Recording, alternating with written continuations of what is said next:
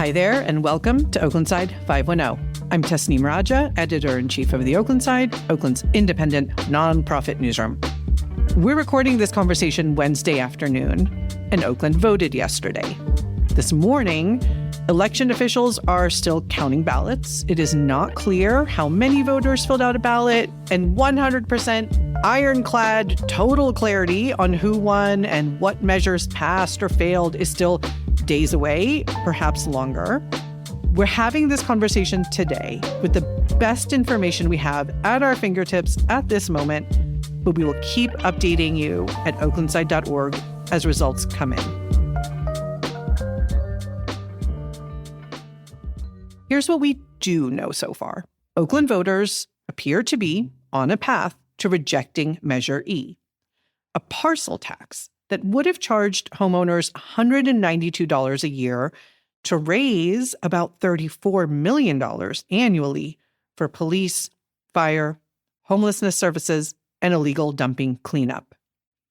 With early results in, it is trailing by about 8 points, roughly 54% no to 46% yes. That's very interesting. How did we get here? To help me make sense of what happened and what this means for Oakland heading into November, I'm joined by Darwin BondGraham, our news editor. Darwin, thank you so much for being here. And by the way, just one more heads up, folks. I have to run out right after my conversation with Darwin to pick up my daughter from school. So Darwin will be bringing you your headlines at the end of this episode. Okay. Hey, Darwin. Hey. Can you walk listeners through what Measure E is? Yeah, like you said, this is a $192 a year parcel tax on single family homes. It's a different rate for multifamily buildings and commercial buildings. The idea is to raise, about $34 million a year for about 9 years. And it would pay for police officer positions, a police academy, fire, homelessness, illegal dumping, basically the core services that Oaklanders have said for years that they want these things done really well. Mm-hmm. So the mayor and the council built and passed a budget that was basically banking on Measure E passing, and now it's looking like it's not going to. Are you surprised? Yeah, a little bit. The mayor and the city's municipal labor unions, they put a ton of political resources and political capital into this fight. So if the current results hold, this would be a major political setback for what are a lot of powerful, individuals like politicians and institutions and players in the city. Yeah. This would also be one of the first failed parcel tax votes in quite a number of years in Oakland. The city's voters historically have been pretty generous in trusting City Hall to spend money wisely and have repeatedly gone to the ballot and passed these kinds of parcel taxes to fund parks, homelessness cleanup, libraries. The public safety parcel taxes go back to the early 2000s with Measure Z and stuff like that. Mm-hmm. So this one not passing is a little bit surprising. Yeah.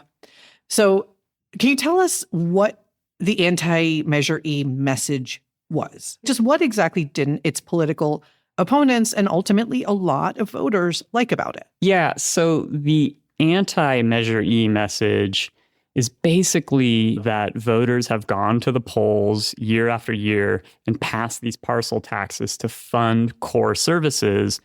And yet here we are, it's 2026, and core services just aren't happening in Oakland, right? Yeah. There's illegal dumping everywhere. The homelessness crisis remains pretty bad. I mean, maybe got a little bit better this year, but it's still seemingly intractable. One big number that was thrown out a lot was the police officer count. A lot of opponents of Measure E, they specifically brought up Measure NN, right, which was passed, I think, about 2 years ago. Again, the council and the mayor at the time said Measure NN is required. We'll lift the officer count to 700 cops.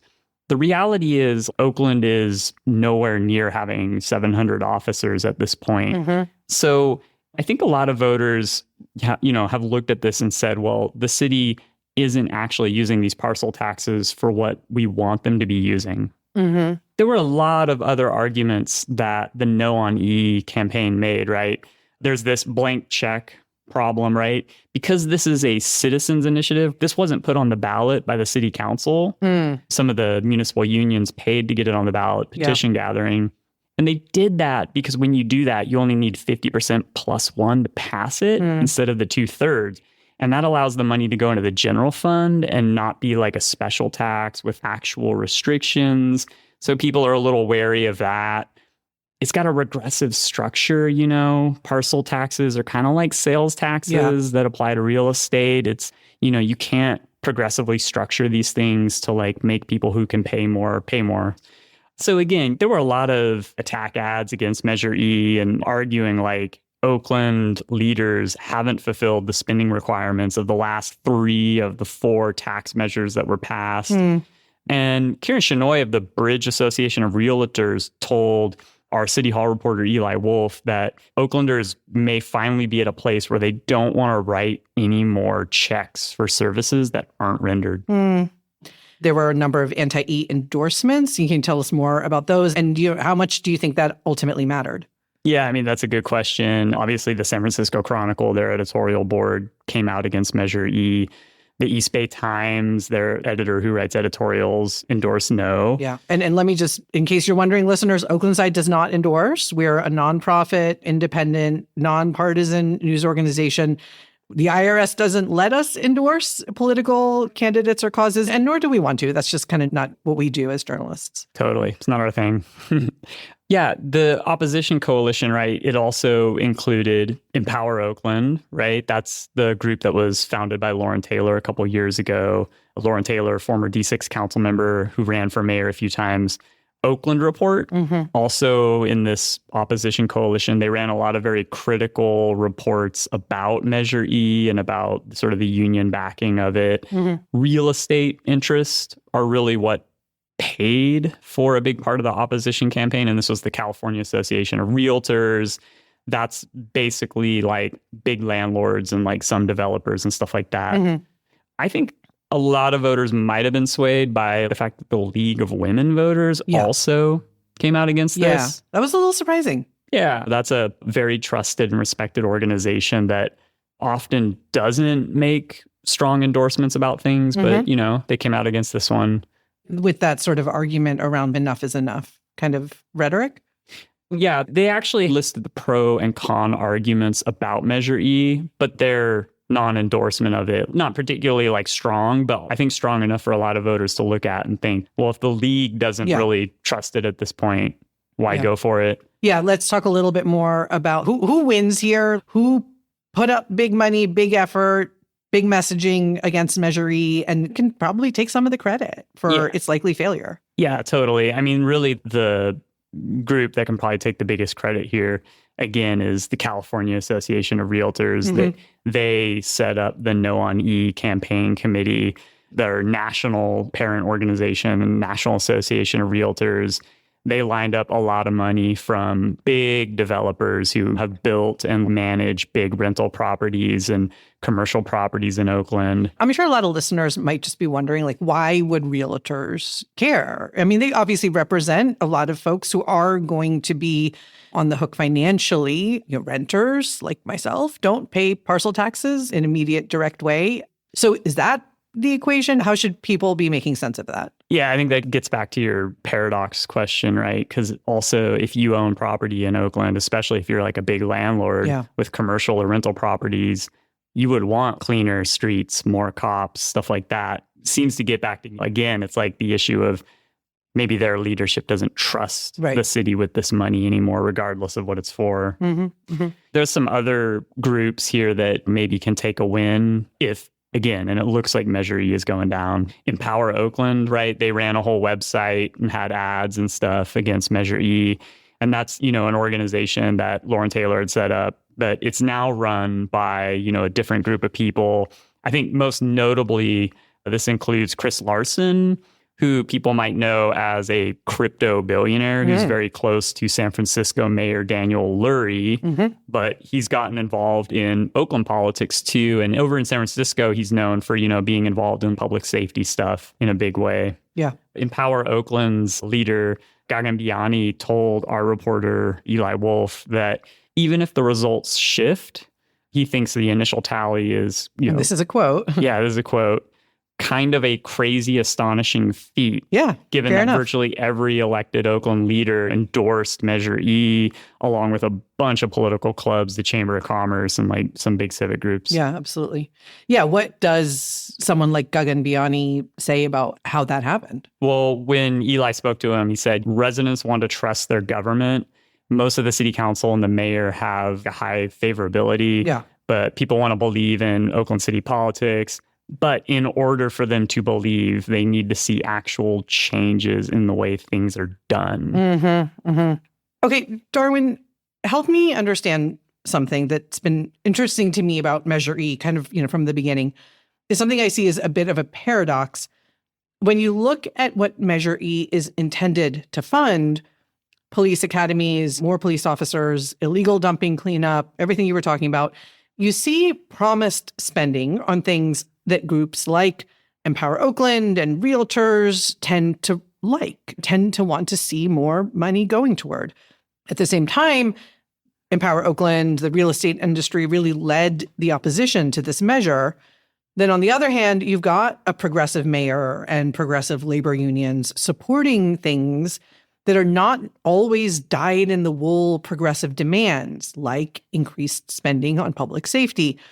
Is there, in fact, a paradox here? Were you surprised by how these two sides lined up? Yeah, kind of. There was a bunch of interesting stuff going on here in terms of who was for and who was against Measure E, right? Like all of the city's public employee unions were pro Measure E. Well, not all of them. Yeah, except the Oakland Police Officers Association, right? Which was like pretty quiet on it. And actually, their spokesperson, Sam Singer, was all over social media telling people Measure E is bad, don't vote for it. And putting up these kind of like attacks on the mayor and the city unions and stuff. Despite the fact that some of the funding was supposed to go toward police academies, more police, etc. And in it's fact, really interesting. Yeah, the police department would have been the big winner, interestingly. So what's going on there? That's a big question, But at the core of the no on E argument is a distrust that the money will be spent wisely. So again, all these groups, they care about those core city services. They want that kind of like, if government does anything, do those things, right? Yeah. But it seems like their argument here is they just don't think the government will even use the money to do that stuff right. Right. Not so much in opposition to what it would fund, but just the idea that this is, a legitimate and just sort of trustworthy way of funding government right now. Yeah. Okay, going to the pro-E side, the yes on E side for a second. What was their case, and do you think they made it effectively? What were their strongest arguments? And I mean, was there kind of like room for improvement on their side? Yeah, again, virtually all the city leadership lined up for this thing, the mayor, the city council, the firefighters, SEIU. The civil labor unions. Yeah, and the pitch is like, this is in the grand scheme of things, a small tax to maintain and expand key city services, right? And if you pass this thing, we can stave off budget cuts. Yeah. We can balance the budget more easily. So, it seems like that and like the money they put up for signature gathering was enough to get it on the ballot. Yeah, I mean, they got 30,000 signatures. They got it on the ballot to begin with. Yeah. The fire union made this point, as did other supporters, that in fact, had voters, if voters pass Measure E, taxes won't even actually go up for most homeowners because there's this expiring, obscure override tax that was meant to fund this old pension system that was underfunded. Yeah. The head of the fire union, Seth Ollier, again, he told our City Hall reporter Eli that he's still hopeful late ballots will shift the results. He, again, pointed to the 30,000 people who signed the petition and said he's spoken to hundreds of voters who want to support the fire department. He also pointed to the money the real estate industry spent on these no ads and, their messaging to try to convince people not to vote for it. But Eli also spoke to Jim Ross. This is a political consultant who's worked with a lot of the unions over the years.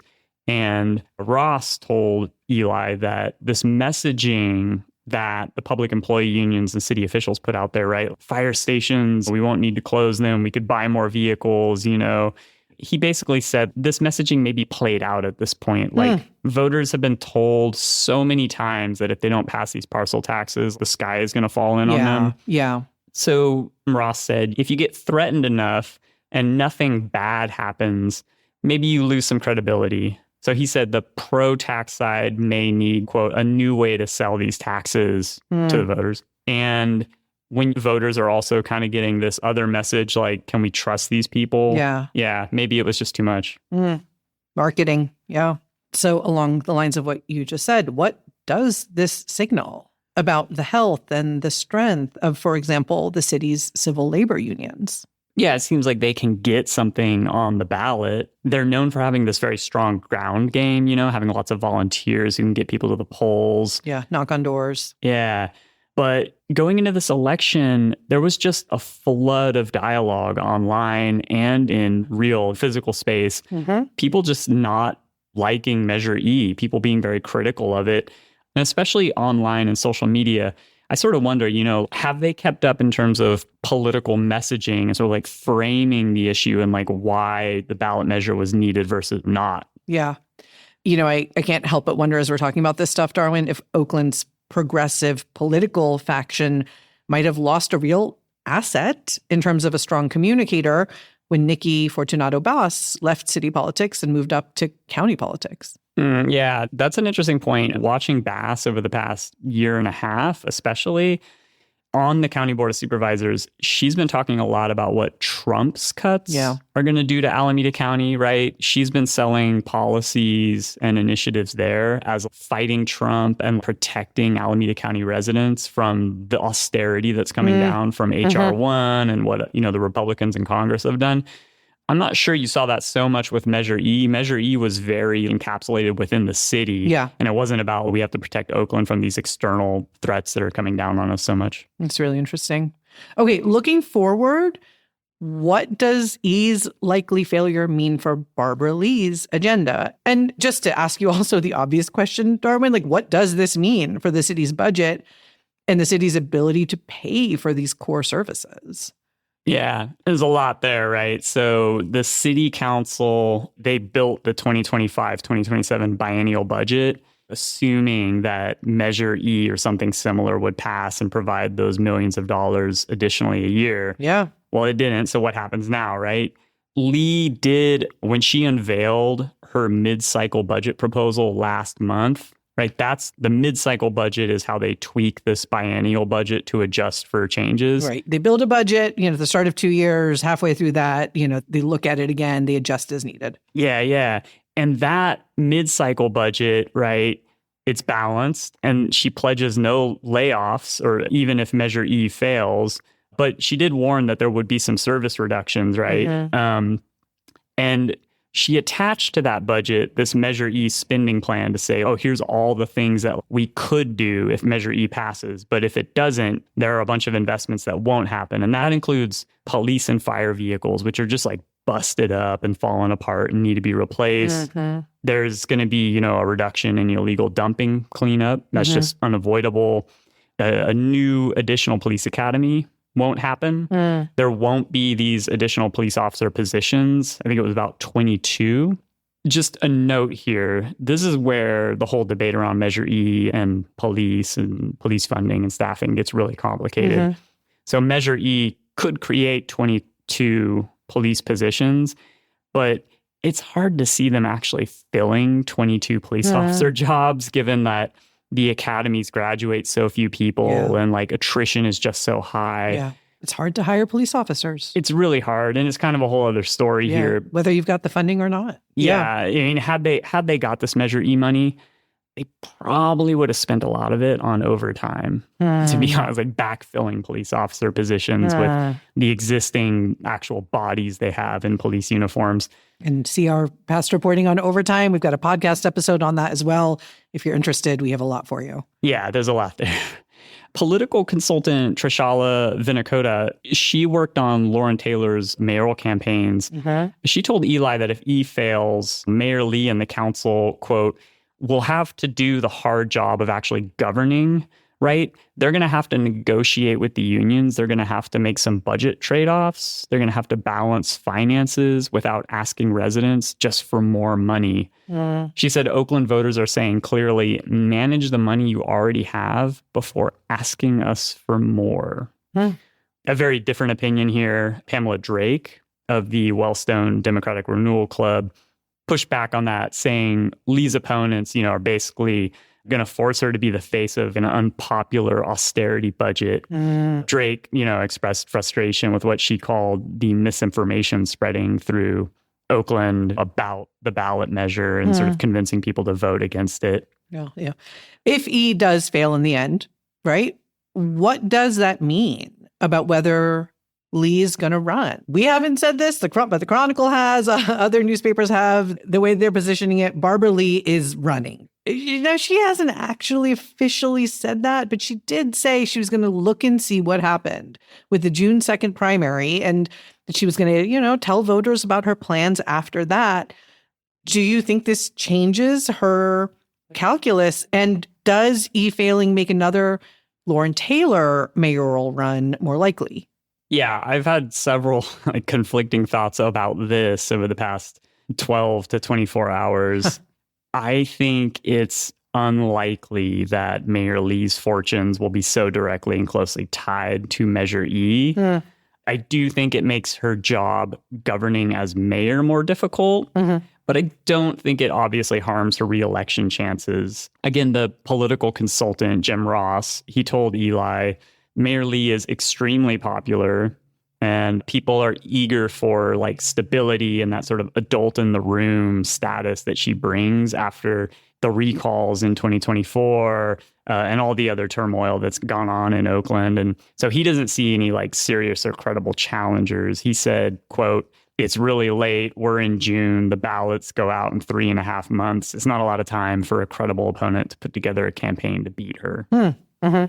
But he also told us that he believes Measure E's defeat could fracture Mayor Lee's coalition with Labor, right? So he said if Measure E doesn't end up passing, there isn't going to be any money for cost of living increases for city workers. Yeah. And that could become an issue for her, right? It creates a lot of headaches as she negotiates with city unions over their contracts. Okay, Darwin, this has been really interesting. Really appreciate your analysis and your perspectives here. Just before I let you go, give me your 2 cents on the California governor's race. Here we are Wednesday afternoon. We've got about 56% of the vote counted. You've got Steve Hilton, GOP candidate, as the front runner. Then you've got Javier Becerra, Democrat, in second place, Tom Steyer in third. Now, this is a top 2 primary. That's how California works. 2 people will advance regardless of party. Could have 2 Republicans, 2 Democrats. We're likely to have a Republican and a Democrat. As we speak, there are still millions of uncounted ballots. Just what surprised you? What have you been thinking about as you've been looking at the governor's race results? Yeah, obviously, there's a significant number of Republicans in the state of California. We're a deep blue state, but there's still enough Republicans that if they unite around 1 or 2 candidates, those candidates will get really high up on the ballot, when all the votes are tallied. And meanwhile, Democrats had 20 candidates to choose from? Yeah. And so, the nightmare scenario that a lot of Democrats were fearful of, where you would have 2 Republicans who make it through the primary. Obviously, it's not going to come to pass the way that the numbers are looking right now. I think the big question is, will the late counted ballots here skew in favor of the Democrats in general? If they do, from what I've read, it's not mathematically impossible for Tom Steyer to actually maybe come in second or something. Yeah. And it's quite likely that Becerra is going to overtake Hilton, you know. So in theory, 2 Democrats in the general election is still possible, although it seems really likely it's going to be Hilton and Becerra. And the other thing is, it looks like the Democratic Party and Democrats in general kind of circled around a very kind of centrist, moderate Democrat. They didn't go with Steyer, the self-styled progressive billionaire, but that was an infinitely entertaining campaign. Yes. The whole thing, all the candidates to watch. And any insights for Oakland in the governor's race or any of the state elections? That governor's race felt like one of those good old Oakland ranked choice mayoral races in a way, you have this huge field of candidates and it's really hard to see who the front runner initially might be, or there's a couple front runners, but you really don't know what's going to happen along the way. We didn't necessarily have the kind of coalition building, though, that landed us with Sheng Tao as mayor in 2024. Yeah, totally. That did not happen. Thanks so much, Darwin. Results are still coming in. We're going to keep following the count. Listeners, come to us anytime at oaklandside.org for ongoing coverage. And you can stay with Darwin now to bring you your headlines on other reporting from our newsroom while I jet off to get in my car and go pick up my daughter from school. Thanks, Darwin. Bye, Tasneem. See ya. All right, let's get into some other recent reporting from our newsroom. There's more in the full stories, which we'll link to in the show notes, and you can always find at oaklandside.org. Sign up for our daily newsletter if you want to get our reporting in your inbox. Oakland lost a giant this spring, Wilson Riles Jr. He was a former city council member, lifelong activist, most recently a police commissioner. Riles died on May 5th following a stroke. He was 79 years old. Riles served 3 terms on the Oakland City Council. He ran for mayor 3 times and spent decades fighting for affordable housing, police accountability, nuclear disarmament, and economic justice. At age 77, he surprised many people by joining the Oakland Police Commission, bringing what colleagues called wisdom, gravitas, and a steadying presence during a contentious period. His father, Wilson Riles Sr., was the first Black person elected to statewide office in California, elected in 1970 as state superintendent of public instruction, a position he held for 3 terms. Chuck Idelson's tribute to Wilson Riles Jr. is on our website. It's a rich, moving read about a really important political figure and his family. Link in the show notes.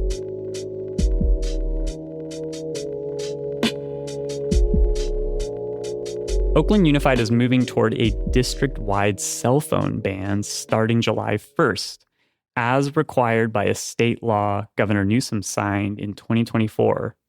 Ashley McBride, along with 2 Oakland High School student reporters, talked to teachers, students, and principals about what this would actually look like.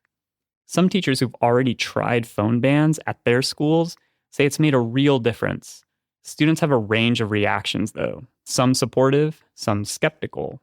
The draft policy would be a bell-to-bell ban. Phones would need to be turned off or silenced, kept out of sight, and stored in a backpack, pouch, or other designated secure location for the full school day. Individual school sites would have some discretion in how they implement the cell phone ban. The policy goes to the full school board for a vote in late June.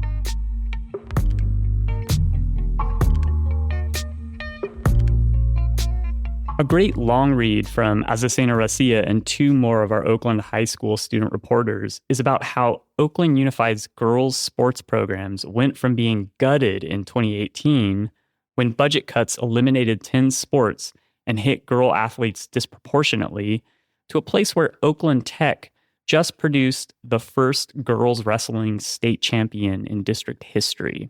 The turnaround is due to 3 things: a Title IX legal claim, new leadership at the Oakland Athletic League, and from a major infusion of Measure G parcel tax dollars. The league's budget has grown to $4.2 million, and new sports like girls flag football and lacrosse have been added. It's a complicated picture. Private fundraising and informal inequities still create imbalances, but the trajectory is better.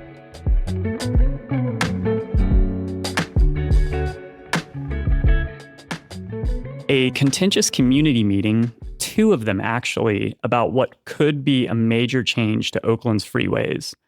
Jose Formosa reports that Caltrans is studying whether to lift the decades-old ban on big rigs on Interstate 580. The ban has been in place since the freeway was built in the 1960s and is unusual nationally. Caltrans says the study was prompted by concerns about pollution from truck traffic on I-880, which runs through some of the most polluted communities in California. But residents who showed up to the community meetings in East Oakland were largely opposed, raising concerns about more pollution near schools and hospitals, more deadly collisions, and road damage from heavier vehicles. The study is expected to be completed by the year's end.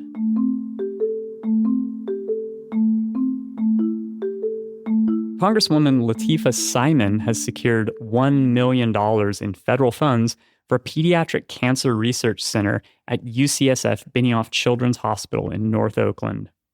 The Pediatric Blood Disorder Research Center focuses on sickle cell diseases, rare blood disorders, and related conditions.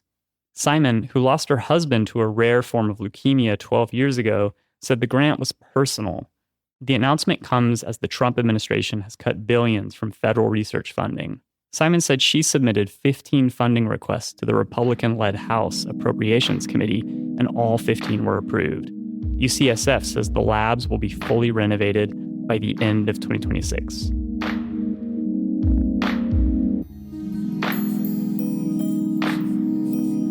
A new bar opened in the Grand Lake neighborhood at the end of April, Sable Lounge, from 2 bar veterans who previously worked together at the Kona Club.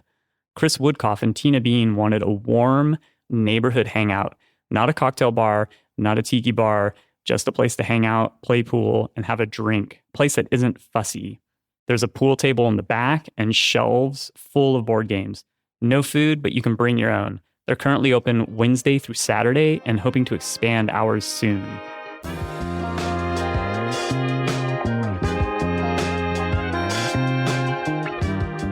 It is a very busy June for Oakland arts and culture events and sports, with the World Cup kicking off June 11th and Oakland teams across multiple leagues in action all month long. This weekend, Oakland Carnival is at Mosswood Park on Saturday, June 6th. That's the 12th annual celebration of the African diaspora with drummers, dancers, live music, and food. Also Saturday, the Oakland Spiders play at Fremont High. And Saturday night, there's a free Prince tribute DJ set at Moonglow on Telegraph. We have full guides to Oakland sports in June and events on our website and links in the show notes. That's it for this week's episode of Oakland Side 510. You can find all of the stories we talked about today and all of our other recent reporting at oaklandside.org. Sign up for our daily newsletter to get our reporting delivered straight to your inbox. If you haven't already, leave us a review on Apple Podcasts. We love reading those. This episode was produced by Mark Nieto. On behalf of our entire newsroom, thank you for showing up for Oakland. We'll see you next week.